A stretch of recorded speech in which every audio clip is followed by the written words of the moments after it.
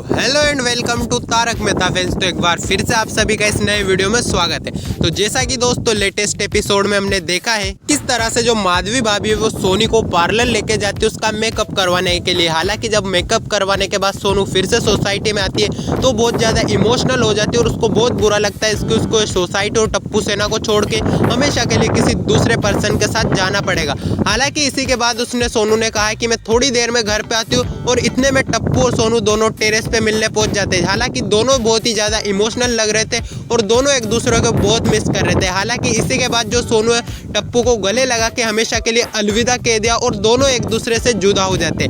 हालांकि इसी के थोड़ी देर बाद जो सोनू को लड़के देखने वाले थे वो भी उनके घर पे पहुंच चुके थे। तो भिड़े भाई ने कहा था सोनू से कि तुम मेहमानों के लिए चाय लेके आना था, लेकिन जो सोनू है उसने मना कर दिया कि मैं मेहमानों के लिए चाय नहीं लेके आऊंगी और मुझे ना ही अभी शादी करनी है। लेकिन फिर भी जैसे तैसे हमारे भिड़े भाई ने सोनू को कन्विंस किया कि देखिए बेटा आपको ऐसा करना ही पड़ेगा। के बाद सोनू कहीं ना कहीं जाके मानते हैं कि वो शादी करने के लिए तैयार है और दोनों की एंगेजमेंट भी हो जाती है। और हालांकि जब ये बात टप्पू और टप्पू सेना को पता चलती है तो उनको बहुत बुरा लगता है और वो प्लान बनाते हैं कि कुछ ना कुछ तो हमें करना ही पड़ेगा। अगर सोनू की मंगनी हो गई तो वो सोसाइटी को हमेशा के लिए छोड़ के चली जाएगी। अब हालांकि दोस्तों जब ये बात हमारे टप्पू को पता चली तो किसी जो मूवी होती है उसमें हीरो जो हीरोइन को बचाने के लिए दौड़ता है, ठीक वैसी तरह हमारा टप्पू भी दौड़ा और गाड़ी के पीछे इतनी तेज दौड़ा कि हो सकता है कि सोनू को रोक ले। तो क्या लगता है कि सोनू को हमेशा सोसाइटी में टप्पू के साथ रहना चाहिए या फिर उसकी शादी कर देनी चाहिए? कमेंट कीजिए और हाँ ऐसी लेटेस्ट अपडेट के लिए सब्सक्राइब।